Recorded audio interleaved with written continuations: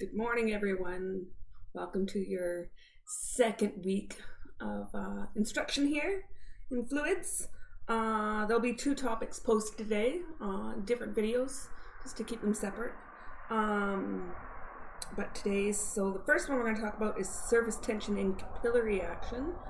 You guys might know this, maybe not by its formal name, but by observation. So this will probably be pretty interesting, I think, to you guys. So the notes are available, the PDF version of the notes are available in that week one as well. So you should have that available. Okay, here we go. I guess maybe like the other ones, there'll be references to some equations, some problems, some questions buried within these notes. And give them a try on your own.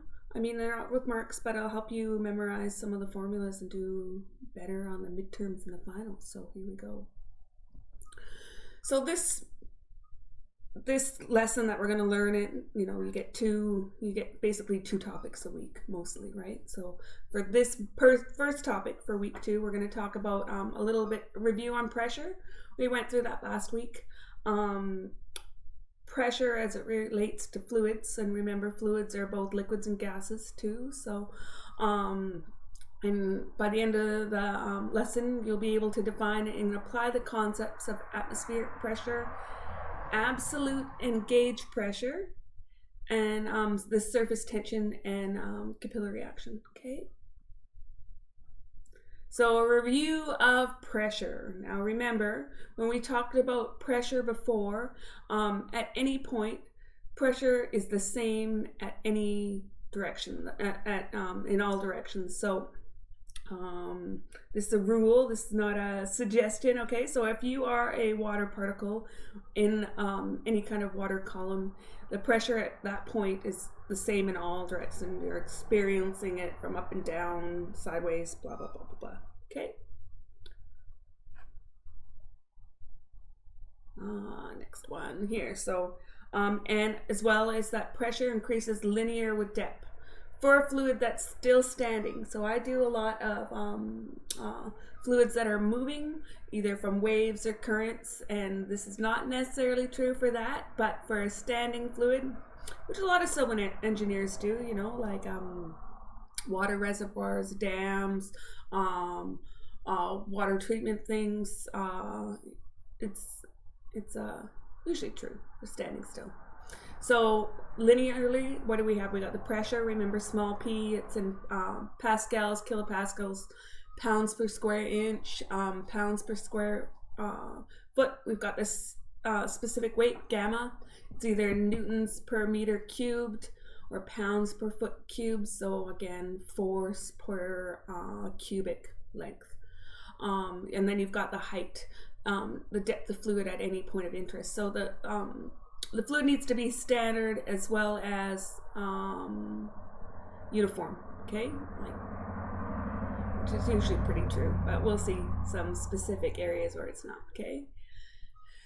So pressure is also independent of the shape of the vessel, the shape of the water above that point. So what do we have here? We just have like a basic, remember, the top of the water is denoted by that triangle. So you'll recall this from last week's lesson. Any pressure on the surface of the water other than atmospheric pressure, which we will get into, is directly added to the fluid. So define the pressure at point P. It's just lowercase p is just the specific weight times the height plus that added pressure. And in this case, it's 1,500 newtons per meter squared. Okay, so you just run it through. We did this last time. Here's the question. We'll go through it, but you're encouraged to try it. The liquid is seawater. You'll notice it has a different specific gravity than fresh water at 4 degrees C, like we've been talking about before. And the pressure at A is unknown, so it looks like it's supposed to be closed on one end, and it could be pressurized. Talk about the total volume of seawater, the mass of the seawater, weight of seawater, pressure at different points, and the air pressure at A. So you're going back and calculating it. So you should be able to do this from week 1, but we'll do it again in Wednesday class. Sorry, you'll hear You might hear the cat every once in a while, okay? So, atmospheric pressure, what is it? I mean, it's in the atmosphere, obviously, right? So, atmospheric pressure, now if you remember that the pressure applied at the surface of the fluid when the pressure was directly added to the pressure calculated at any point of interest. So, yeah, you added that extra pressure. If the container is open to air, we assume that the added pressure was 0, right? So remember that one where there's that 1,500 newtons per meter squared that was added.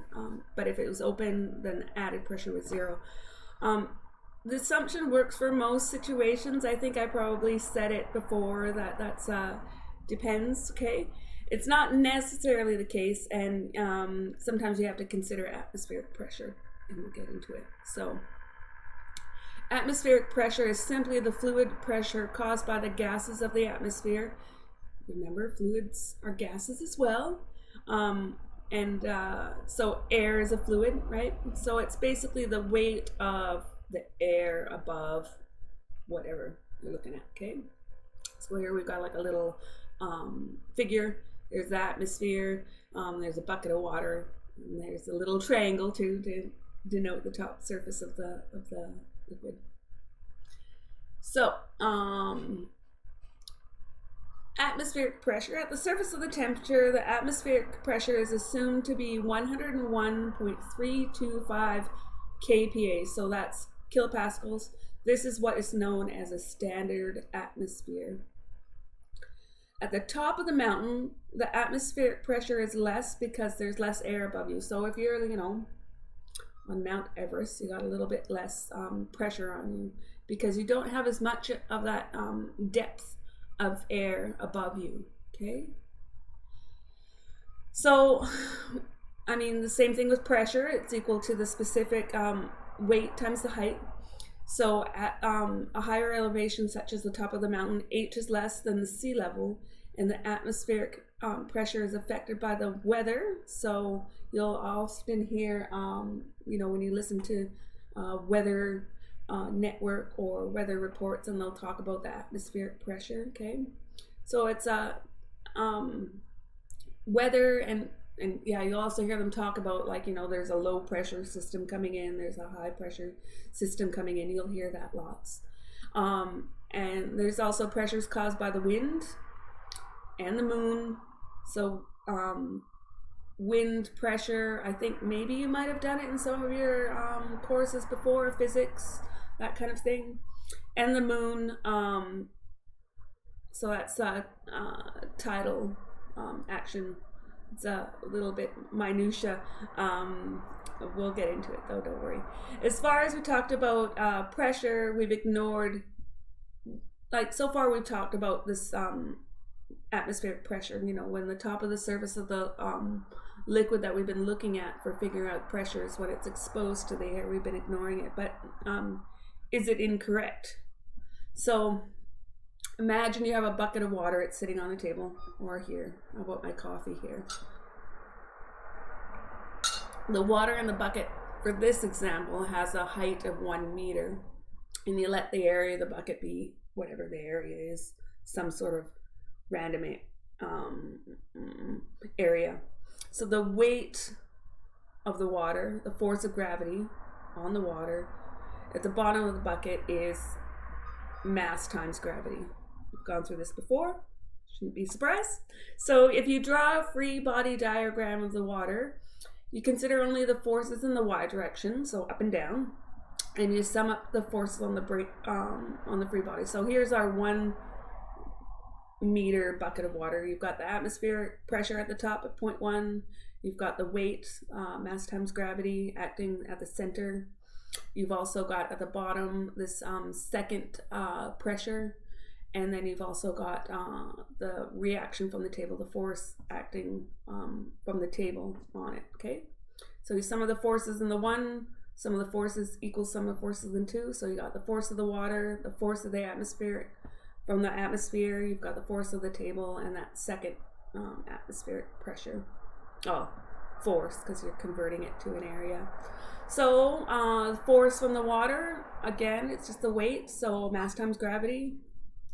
Force from the atmosphere is going to be the pressure times the area from that atmosphere, and it's equal to the force on the table, like the reaction from the table, right? So plus the atmosphere, the pressure from the atmosphere at point 2 times the area, because force equals pressure times area. So if you rearrange it, you get this force on the table is equal to the mass times the gravity plus this area. I mean, you can go through it. It's probably maybe skipped a couple of steps, but you should be able to get it. Times the atmosphere at point 1, or the pressure from atmosphere at point 1 minus at point 2 there, okay? Makes sense? So the equation that we came up with, this, oh, here we go. Maybe it needs some more explanation, right? So that, maybe we get into it. Hold on a second. I think we get into it a little bit more. So the equation, the force on the table equals the weight, the mass times the gravity, is valid if we assume that atmospheric pressure at point 1 is equal to the atmospheric pressure at point 2. So you can ignore that last portion of the equation, this part here. Bloop, bloop, bloop, bloop, bloop, bloop. If you assume they're simple. Since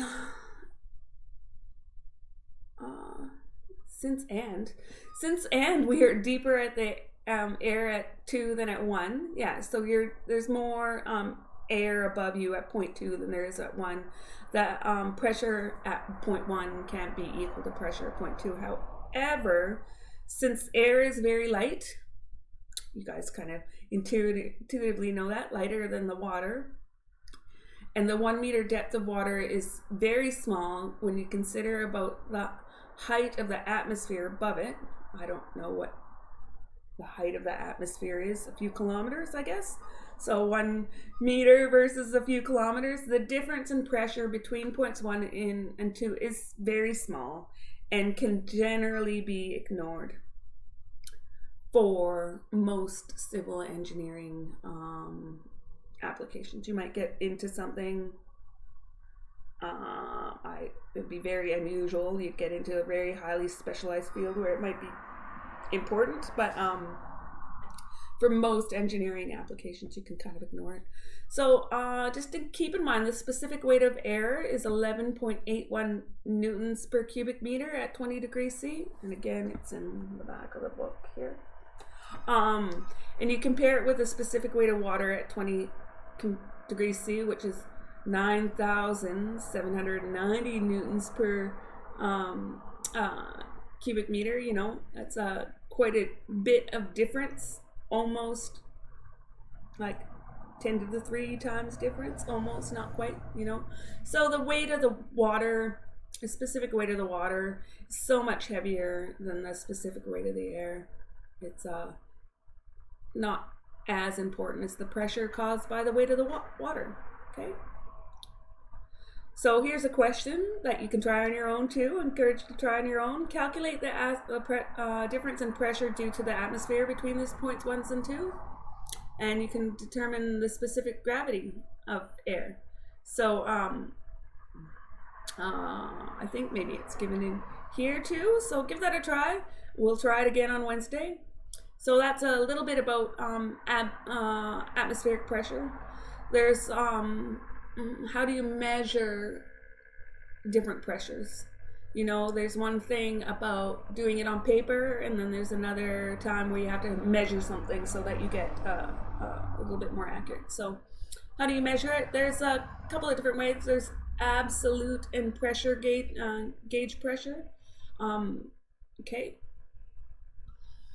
So why is there absolute and gauge pressure? When dealing with pressures and fluids, so remember, liquids and gases, all measurements and calculations must be made from some reference pressure or a datum. So much like most things in engineering, there's a lot of datums. I think that you guys have been dealing with this probably a lot in your graphical communications courses where they talk about datums. To tell us what datum is being used, we can use generally there's two different datums with respect to pressure. There's absolute and gauge. So for absolute pressure, the reference is the perfect vacuum. So you'll probably hear like space is a vacuum. So absolute pressure is reference to a perfect vacuum. The perfect vacuum is the lowest possible pressure. So, if you're talking, space terms, or it's the lowest possible. It's zero. It is the base. It's the base of everything. Hence, all absolute pressures will be positive. So it's the base. Everything has to be above it. There's no negative absolute pressure. Okay. The term gauge pressure is referred to the pressure measured relative to the atmospheric pressure. So gauge pressure above atmospheric is positive, and the gauge pressure below atmospheric is negative. A vacuum, which is probably what you're used to hearing, right? The vacuum sucking everything else, negative pressure. It's got to do with the gauge pressure. So gauge pressure is typically, but not always, the pressure that you're able to read off of pressure gauges. So if you have that pressure gauge in your car, you got that little to test the tires. It's basically relative. The pressure in the tires is relative to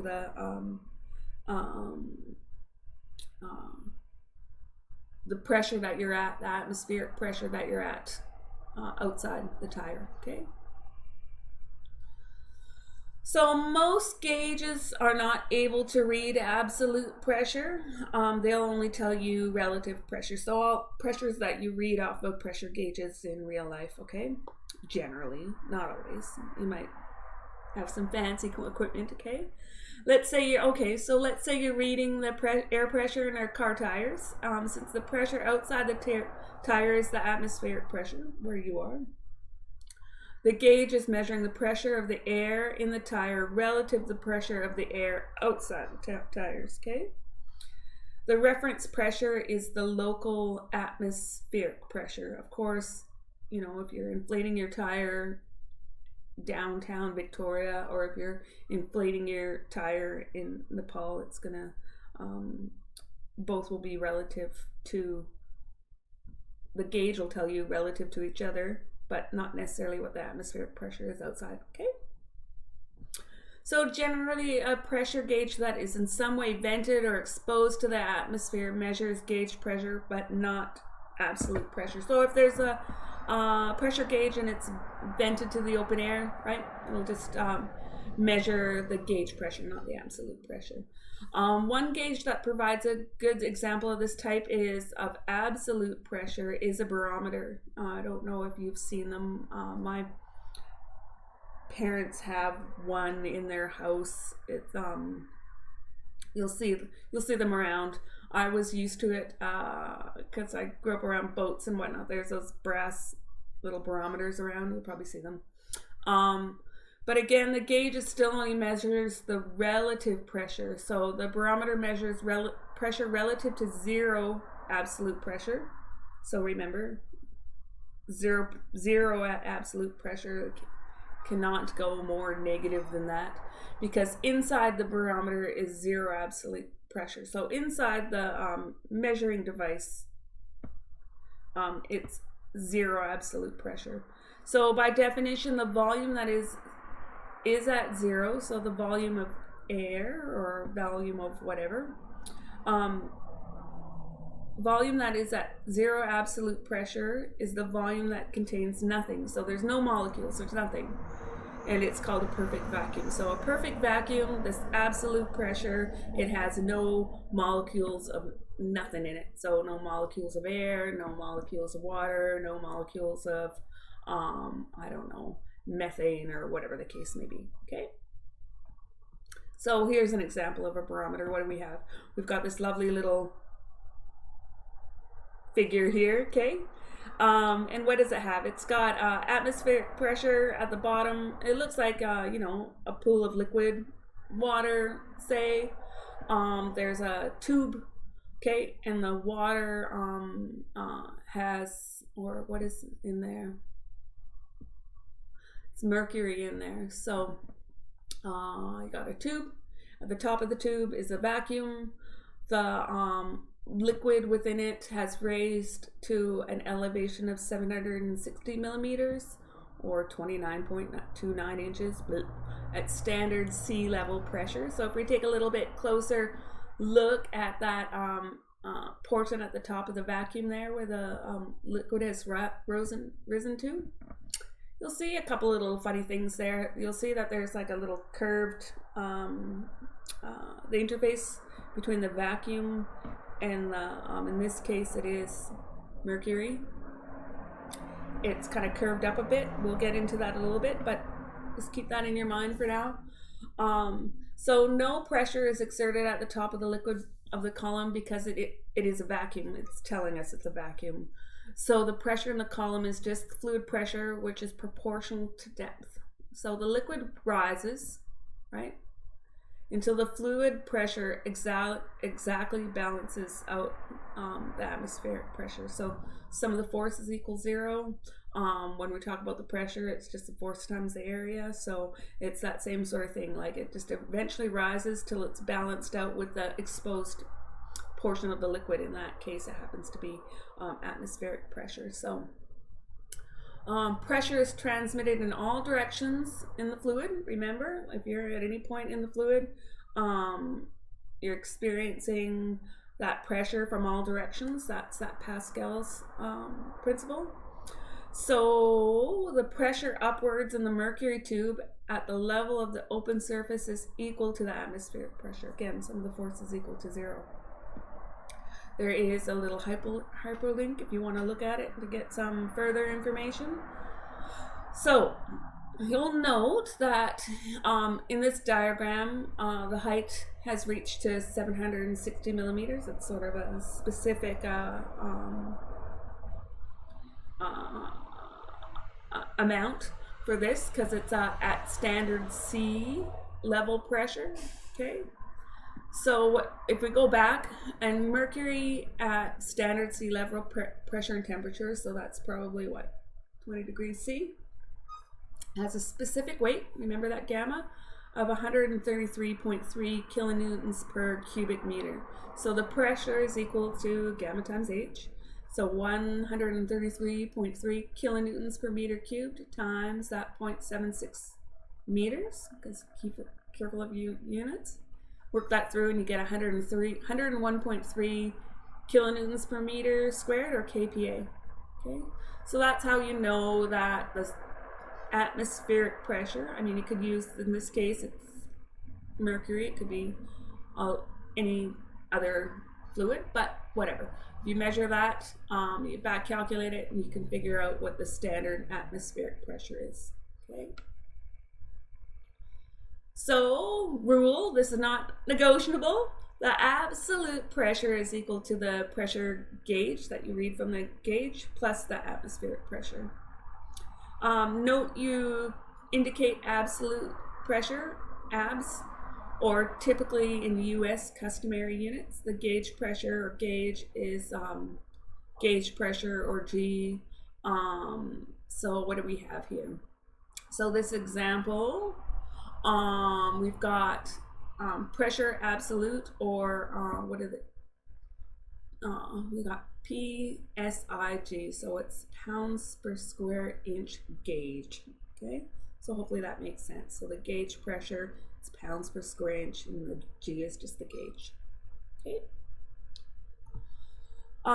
So here's a figure that sort of explains this absolute and gauge pressure a little bit more. So what do we have here? So absolute pressure, remember, is 0. It can't go negative. That's the perfect vacuum. You've got one, this atmosphere, or the gauge pressure, which is it's approximately, so this difference is another sort of measurement, another unit, I guess. It's called a bar. So what do we have here? So the difference between absolute pressure and atmospheric pressure is typically called a bar. So you'll see that 1 bar A atmospheric equals 0 bar gauge, that G. That's on the left-hand side there, you can see. So, and then we've got this typical differential pressure. Got the maximum vacuum. So 1 atmospheric pressure equals 1 gauge bar plus 1. So a bar is a unit of pressure defined as 1 kilopascal. It is about equal to the atmospheric pressure on Earth at sea level. This is just a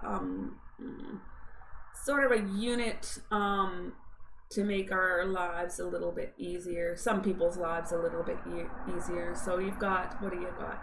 kPa, so we've got force times length squared, and then you've got this other thing called a bar, okay? So, again, another rule, remember, absolute pressure is always positive.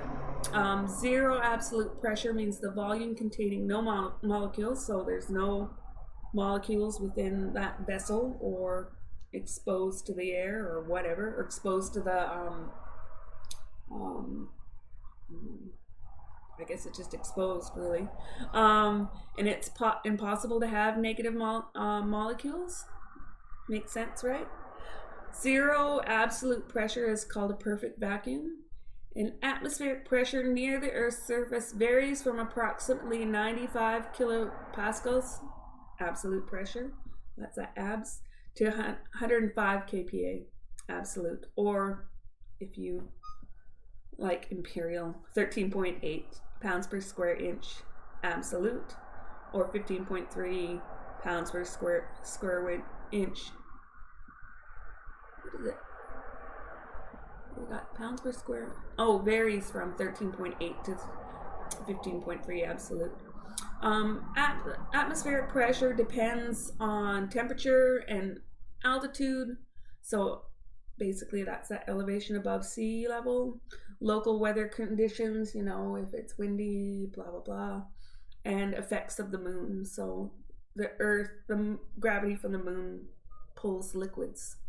I don't know if you guys have gone into that too much, but if not, we might. You guys might know about tides. If not, let me know. So, at sea level, the temperature at 15 degrees C value, the atmospheric pressure is 101.325 kPa absolute, or 14.69 pounds per square inch. Okay, and again, A, and is sometimes referred to as 1 atmosphere. Makes sense, right? Standard unit atmosphere at sea level. And pressure is also referred to this pressure is also referred to the standard atmospheric pressure, 101.325 kPa. Assume this unless local atmospheric pressure or altitude is provided in the problem, okay? So most of the time you can just assume that it's 101.325 kPa unless it specifically tells you about specific local atmospheric pressures, or if the altitude is given in an equation. So Appendix E in the book provides values for standard atmospheric pressures at different elevations, or altitudes as it's called, and Appendix K provides conversions for the standard atmosphere. Okay. So gauge pressure, now remember, can be negative. However, the lowest possible gauge pressure can be -1 atmosphere or minus 101.325 kPa. Gauge pressure less than -1 atmosphere would mean that absolute pressure is negative, and that's not possible, remember? You can't have no less than 0 molecules. Sort of like Scotty cannot defy the laws of physics. So When determining, so this is another rule, when determining the change in pressure, so that delta P, between 2 points in a fluid, remember that the height is always is equal to the change in elevation. So the elevation at a point is defined as Z. So this is just another datum. Remember, before we had the atmospheric and gauge pressures, and there's that datum. Usually the elevation is referred to the datum. And elevation is generally measured positively upward direction. In this class, that is true, okay? Often where you start, this datum is defined where Z is equal to 0, okay? So, you know, you gotta start somewhere. Generally choose the so when you're calculating this stuff, generally choose the lowest point of interest in the problem as the reference point, this datum. Even if you can't define it as 0, this helps avoid negative values of Z. So if you make the lowest part Z equal to 0, then it makes your life a lot easier when calculating this stuff. So remember, pressure, change in pressure equals the specific gravity times the height. So specific gravity times the, so that height is the change, so Z2, so second point minus the first point. So when you're applying this pressure elevation relationship, remember that this is valid only for homogeneous fluids at rest. So the fluid has to be all of the same material, same specific gravity, same specific weight, same blah, blah, blah, blah, blah, and the fluid can't be moving. So points on the same horizontal plane have the same pressure. So remember that? That was one of the things that we learned last week. The change in pressure is directly proportional to the specific weight of the liquid, and thus pressure varies linearly with the change in elevation. So again, remember, everything's a nice happy little line. There's no weird things going on. If you decrease elevation causes it, so the decreasing elevation causes an increase in pressure, and increasing elevation causes a decrease in pressure. So remember, think about sea level. It's a higher pressure because you got more weight of air above you than if you're on Mount Kilimanjaro. You got less air on top of you to feel it, okay? So here's another question. We got a tank is open to the atmosphere only at point A. The fluid is oil, so its specific gravity is 0.90. So calculate the gauge and absolute pressure at the points A, B, C, D, E, F. So lots of them, you'll notice that A, E, B, D, F, C. So a lot of stuff going on there. And we'll do that on Wednesday, okay? We got another question here. A drum is open to the atmosphere and contains water and oil. Calculate the pressure at the bottom of the drum and the total weight of fluids in the drum. So it's got a oil, 2.4 meters of oil and 1.5 meters of water. So their densities are quite different, right? You've got 900 kilograms per cubic meter, and you've got 1,000 kilograms per cubic meter of water. The diameter of the drum is 3.0 meters. Okay, so you know it's a circle, you know it's a cylinder. What else do we have here? Calculate the pressure of an inverted cylinder with absolute pressure and gauge pressure. The cross section of the cylinder is 0.15 meters squared. Yay, so you don't have to figure out the area. That's great. So they want you to figure out the pressure in the cylinder. Question 6, if the volume inside the cylinder was a vacuum, what is the maximum load that the cylinder can hold?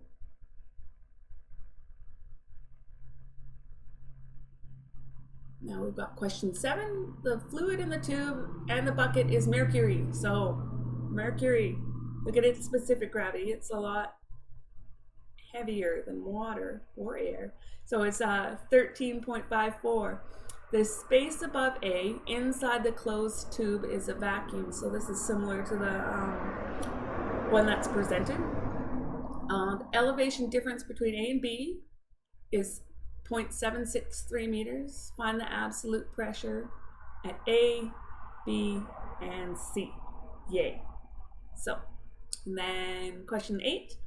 It's an inexpensive way to measure the depth of water in a well. So some of you might be living on a well or know somebody who lives on a well.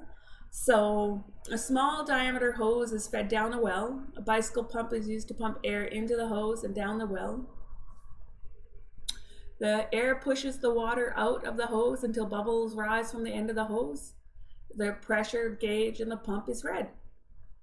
During pumping, the gauge in the pump is increased steadily to 50 psi, so that's pounds per square inch, and then increases no more. Find the depth of water in the well in feet. So there'll be some conversion fun in there. So give those a try. You got till Wednesday, 10:30, and then we'll do them. So surface tension and capillary action. Now remember, I said keep that thing in mind about the shape of the top of the mercury in that one example, where it's exposed to the vacuum. And we're going to talk about that, okay? So liquids have intermolecular forces.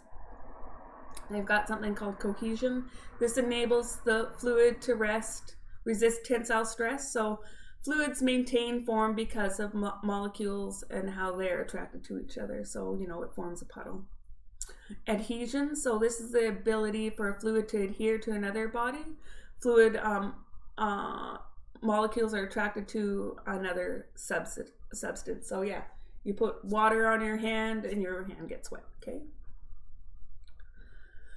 So the effects of cohesion and adhesion on the surface of the fluids is seen when the surface is in contact with another fluid. That includes liquid and gas, such as air, and with a solid. So you'll see this, what is this little picture here? It is, I don't know, some sort of liquid with a paper clip in it. So you'll see in here, surface tension, remember? The liquid wants to stay kind of a liquid. And then it also wants to make it also wants to have some interaction with that paper clip, that solid. So you'll note that the fluid's interface is one of two immiscible, there we go, non-mixable fluids. So if you look at that interface, it's one of the two has to be not mixable. So in this case, in the picture, it would be the air, right? So the liquid that's the paper clips in doesn't want to mix with the air. Inside the liquid, the intermolecular forces, the attraction and the repulsion are balanced. So, you know, again, some of the forces equal 0. So the molecules within the liquid, they're perfectly balanced. So at the top interface between the liquid and the gas, okay, the cohesive forces on the next lower layer of the liquid are not balanced by the surface layer. So the layers aren't identical.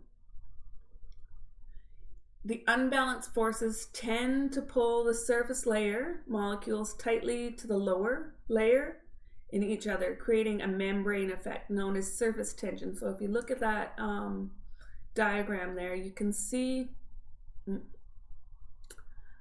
sort of like where it interferes with the paper clip. There's a little membrane on there. This is known as surface tension. You can see it if you pour water in a glass, okay, and you look right where that interface is. Again, like that mercury in that diagram that we talked about. No membrane actually exists. It's not a real thing. It just looks like one. So it's used in theoretical treatments involving surface tension. So it's not like a real membrane. It's not a real thing. It's just sort of how it looks and how it behaves, that interaction. So capillary action is the property of exerting forces. So that was surface tension. Now we're talking about the capillary action. It's the property of exerting forces on fluid by fine tubes or porous media and is due to both cohesion and adhesion. Okay, so what's that mean? One of the key applications for capillary action is this surface tension that we talked about already. So between the liquid and the solid, such as the side wall of a small tube, so if you think about a tube, okay, if the cohesion effects are less than the adhesion effects, then the liquid will wet the solid tube surface and will rise on it. If the cohesion is greater than the adhesion, so the fact that the molecules in the liquid want to hang out together more than they want to get on some surface, the liquid wall depresses at the point of contact. So, for example, water is a wetting liquid and mercury is a non-wetting liquid. So water wants to adhere to solids more than mercury wants to. And you can see this, okay? You can see this effect. It's the curved surface that develops in the tube is called the meniscus. It's one thing that has followed me through my life is this meniscus. So if we look at this tube, and we've got, I mean, these are the most awesome things, but you can see it. I think it's not too bad, actually.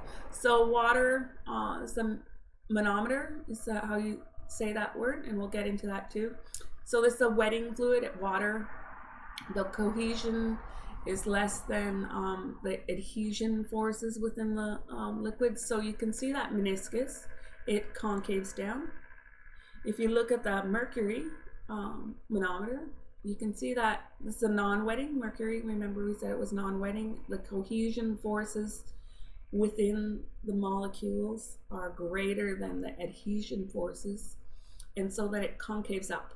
It's got like water, mercury, okay? So there'll be some examples of this. We'll see this, okay? So here's a lovely little surface tension video. You can click on it. It's a fun little surface video. I went and had a look at it. So you can click on that now and have a look and be entertained by some coins. So then, why do we care? We can apply surface tension and capillary to steel needle or razor blade. It will float on the water if placed gently on the surface, much like that video, nice and gently, right? Small droplets of mercury will form spheres on a smooth surface. You can roll them like a ball. I mean, I have heard stories, you know, mercury is toxic, but I have heard stories of before they knew it was completely toxic, of people playing with it because it's kind of fun, I guess. So another example of this is if you discrete droplets will form from a liquid jet. So fuel injection in engines create a mist of spherical droplets, if you are familiar with fuel injection. Or water droplets hang on a leaf. So, I mean, this is very poetic, isn't it? Water droplets hanging on a leaf or beating on a flower petal. So you've probably seen that in lots of Microsoft wallpaper. Okay. A skeeter. So you can apply surface tension and capillary to formation of bubbles. So if you apply is dependent on inkjet printers or soap bubbles, flow of very thin films, wicking, so the rise of fluids from surface into a woven material. So you probably have seen this in, I don't know, where you have to put those pH sticks and things. I've had to do it for my kombucha, try to figure out the pH of it. You stick the material in the liquid and it wicks up and rises. The ability of some insects to walk on water, so that's what that is. We used to call them water skeeters. I don't know what their technical name is, but you can see them in ponds and lakes. You'll see them right around the shoreline there, kind of skeeting along the water. And you'll see, yeah, there's surface tension there, right? So it's not going to sink. Capillary rise from porous media or movement of water through porous media, such as soil water interaction. So it's vital for plant life and interest in soil mechanics. So when you start doing your soils classes, you'll be looking a lot of water soil zones. And then say arborists are interested in this. I just heard an article on CBC about how the trees are all very dry and how they use the roots to get water and blah blah blah.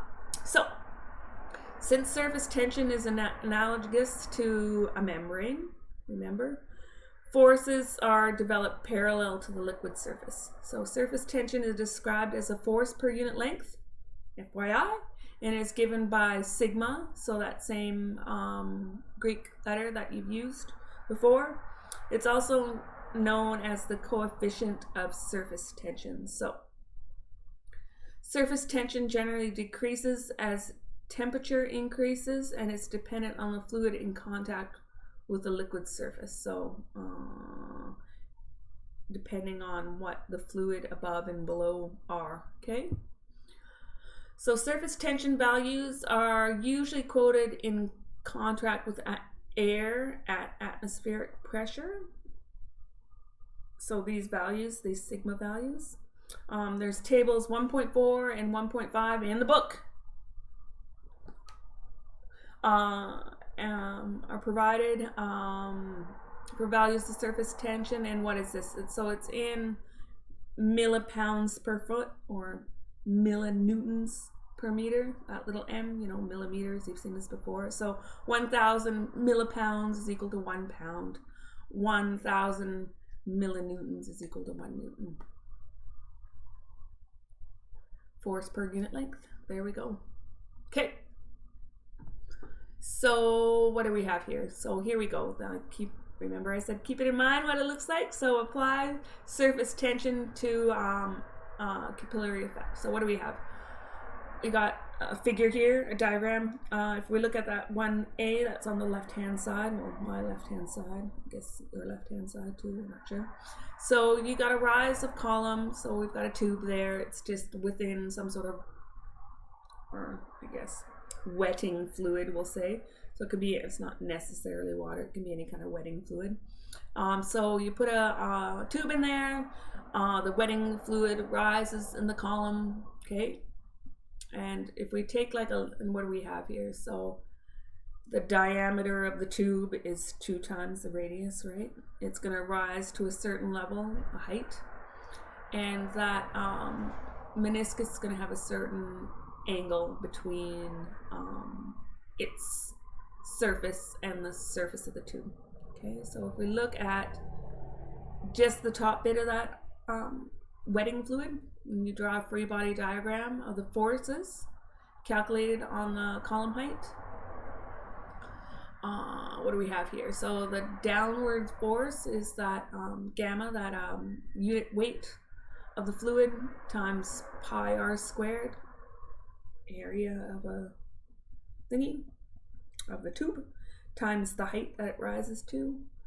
And then we've got the upward forces. It's being pulled by the 2 top portions, the 2 of the meniscus there, and they're 2 pi r theta is what it's equal to.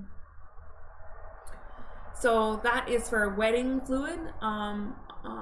That's B. The depression of the column is a non-wetting fluid. So remember that mercury, it's doesn't want to be attracted to the solid, so it curves this little concave up thing. So for the volume of the fluid in the free body diagram in that B, that first one that we looked at, the vertical forces due to the surface tension is equal to 2 pi r sigma cosine theta, and the weight of the fluid is gamma pi r squared h. So you make those 2 equal to try to figure out the capillary rise. It's h equals 2 sigma, again published for different values of different fluids. Cosine of theta, so the angle of the meniscus, divided by gamma and the radius of the tube. So if the tube is completely clean and the liquid is pure, so not, doesn't have any impurities in it, theta is equal to 0 for water, and 140 for mercury. And remember, mercury is that non-wetting, so the column will depress, as in that C in that previous slide. I had that weird little depression. Yeah. In real engineering problems, ideal conditions are rarely met. There's always dirt, impurities, and weird stuff found in here, or something like that. Maybe the liquid's not pure in real life. Okay, because most of the things we're dealing with are in nature, so there's going to be little bits of things in there. And h, that height is found to be considerably smaller than provided in the equation, so in perfect theoretical lab. So it gives a conservative estimate of capillary rise, and a little bit of an error depending, though. We usually like to be a bit conservative in engineering. Not even a bit, sometimes a lot, but not too much. Okay, so capillary rise reduces with increased radius, so it's inversely proportional. And the equation errors increase, so the surface no longer resembles a perfect sphere. In practice, capillary rise in a tube is greater, that the tube is greater in 10 millimeters in diameter. This is negligible. So you probably see like standard tubes. Also, the rise is inversely proportional to the specific weight of the liquid. So in general, the lighter the liquid is, it'll experience greater capillary rise in general. So capillary measurements. What do we got here? Note that when taking a measurement in a tube, when the visible capillary action, you can read the volume either at the bottom. This is how we usually read it. So if this H, if you're looking at a wetting fluid, you measure at the bottom of the curve. If it is a non-wetting fluid, so B, you measure it to the top of the non-wetting fluid. Okay. Oh, that's it. Yay. So that's the end of that little bit of the portion. Hopefully that makes sense. We'll try the questions, and we'll run through them together on Wednesday.